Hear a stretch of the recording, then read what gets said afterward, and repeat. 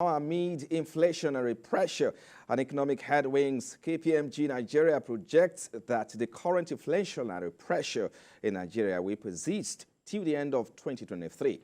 In its November report on macroeconomic review for the first half and the outlook for the second half of the year 2023, the multinational firm projected that the headline inflation will rise to about 30% by December this year.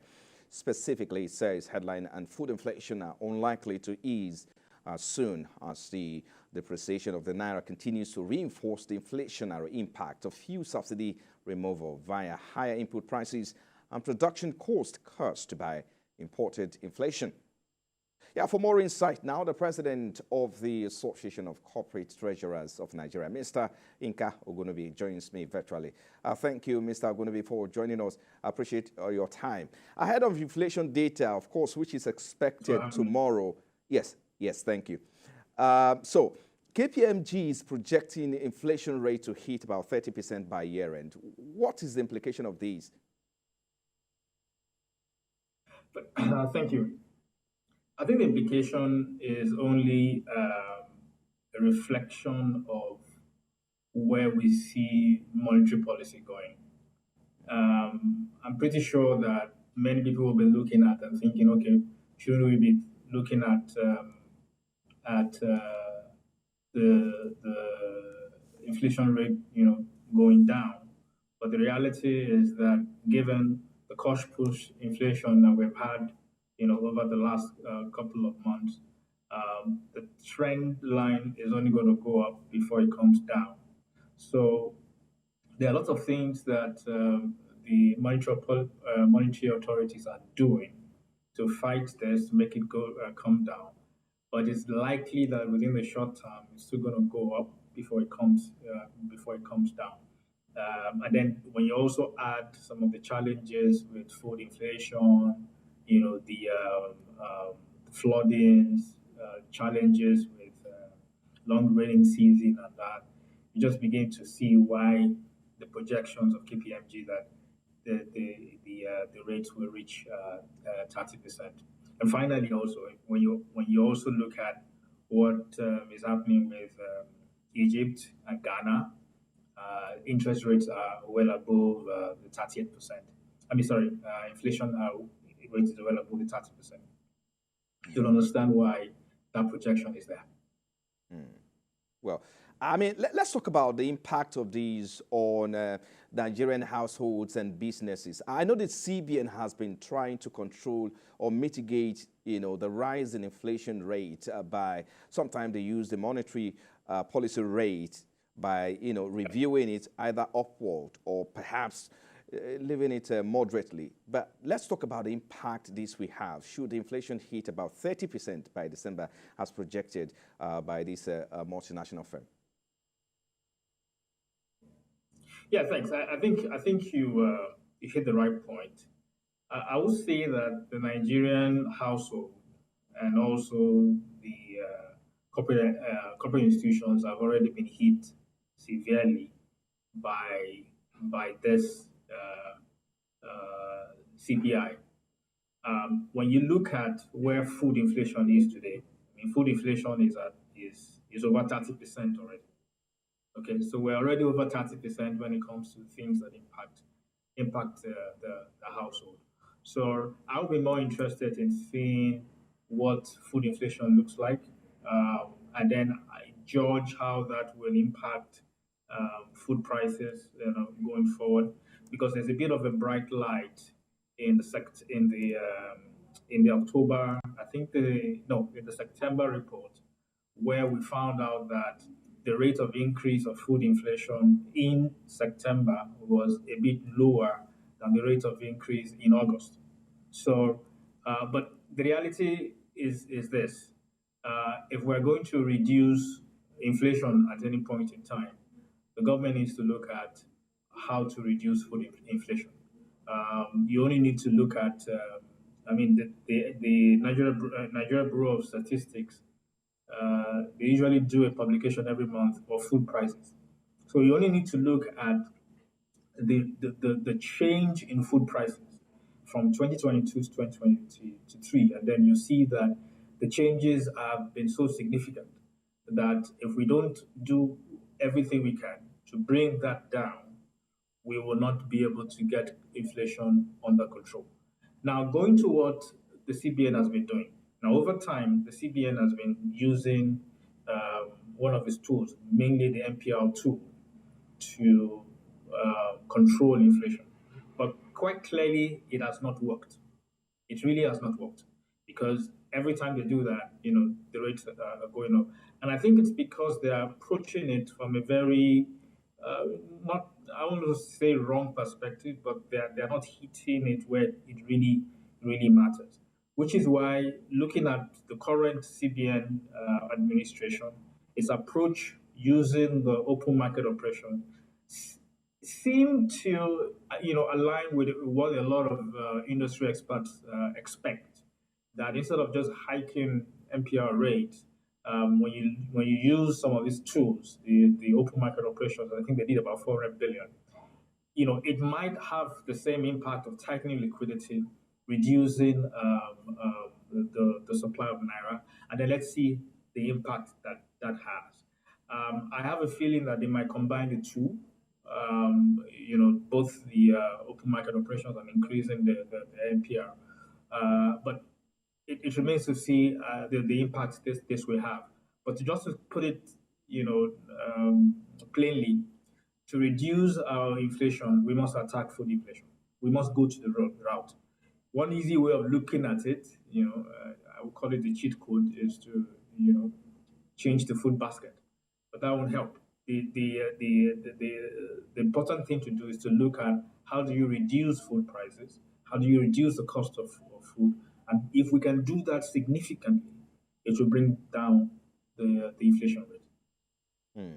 Okay, let's look at key factors contributing to the persistent inflationary pressure in Nigeria. I mean, the influence of fuel subsidy removal and FX unification are said to be factors that might be the major, cost factors for inflation. I mean, how well do you think the fiscal authorities and the monetary authorities are taking the bull by horn to address this? I think they are doing a lot. To be honest with you, it's not a very easy thing to do. I mean, you're going to have to choose one. Okay, you choose to fight inflation, or you choose to manage currency. At some point, you're going to have to focus on one and try to get one under control while you're also trying to manage the others. The interesting thing is that these two factors impact inflation. In this case, we talk about imported inflation. And so when you remove subsidy on one hand and you inject the higher cost of energy into production, into every other thing, into transportation and the well-being of people, it will have this spill effect, which ultimately we see in higher cost prices. So, but it is also it's a very difficult situation for the monetary authorities, and they have to look at it and take a very strong action. And from what we have seen so far in some of the bold moves that they are making, it's only going to be a question of when this will start to have impact, and not if it will have it will have impact. On the side of the corporate, I would say that they are being hit on both sides. And so whether you're looking at it from the point of view of devaluation of the currency, they are impacted significantly. Cost of production is impacted because you're going to have to import at a particular rate and pay at another rate. So they are impacted significantly by devaluation. They are also impacted by the challenges, solutions that the CBN has put in place, which is increasing NPR. So you increase NPR, and then, use this open market operations. The impact of that is that it increases cost of borrowing. Because the whole idea of increasing cost of borrowing is to discourage people borrowing cheaper with Naira to go and buy FX and then, apply pressure on FX. So essentially what we're also impacted on is that it becomes more expensive to borrow. And so that cost of finance is also put into the bottom line, and then the cost of goods and services as it comes to the average Nigerian is very, very high. But like I said, they're going to have to focus on one. And I think right now that they are focusing on inflation and also at the same time trying to manage the currency at the same time. Okay. I mean, let's talk about the Nigerian GDP, Nigerian economy. Nigerian economy has been projected as well to grow by 2.6% in 2023, and this is lower than both the revised World Bank's 2023 forecast of 2.8% and the 3.1% growth rate achieved in 2022. And this is because inflation has been seen as a clog in the wheel of growth for the economy. So what's your outlook on this projection? I think I will be more conservative, in terms of where we should be in terms of GDP.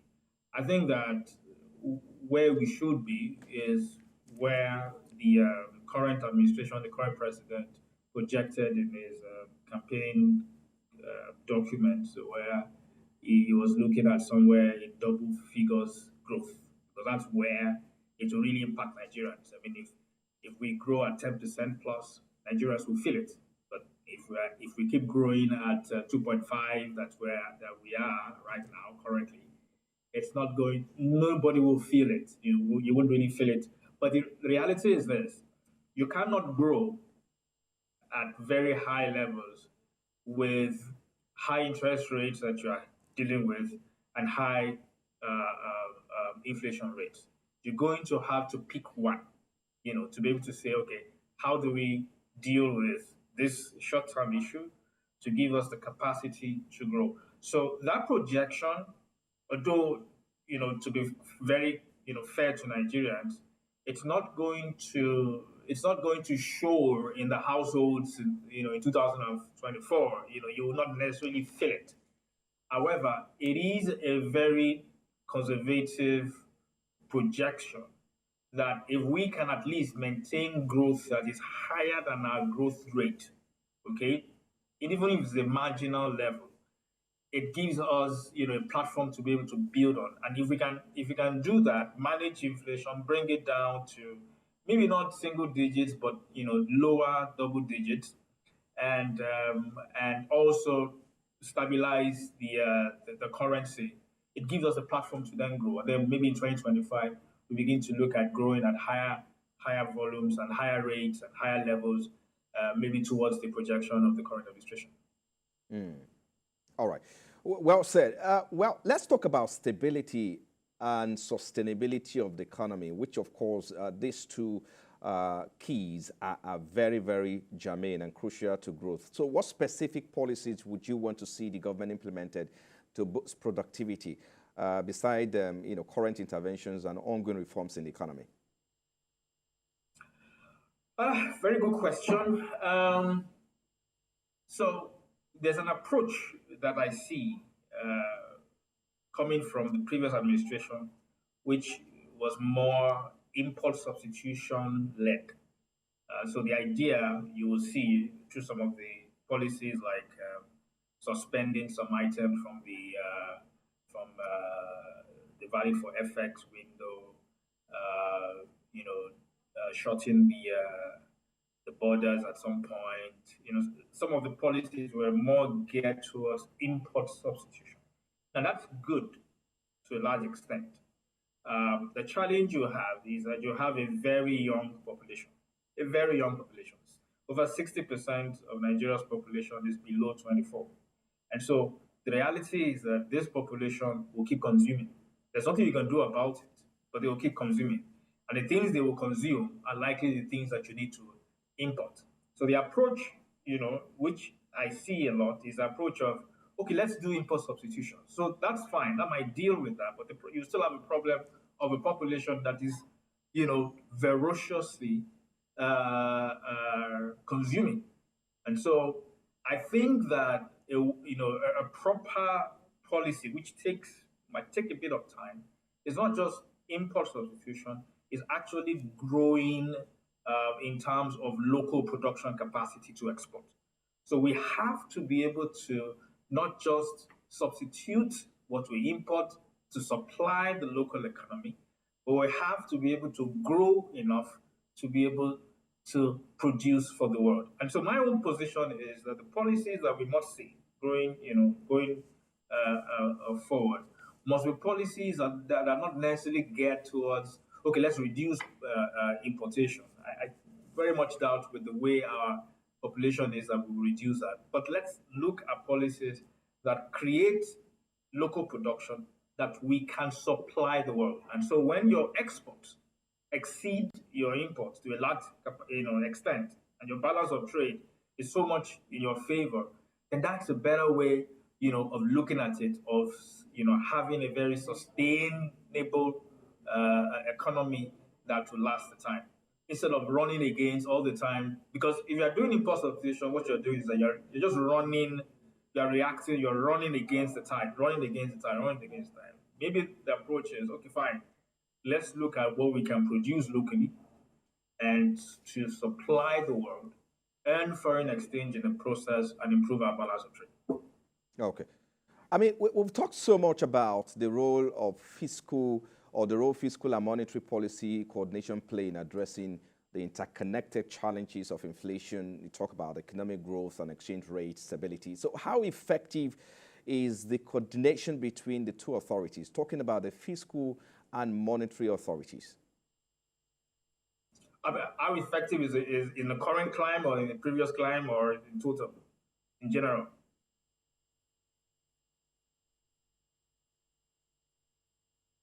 Hello, Mr. Agubi. I was trying to clarify. Hello, Mr. Agubi, can you hear me? Okay, please go ahead.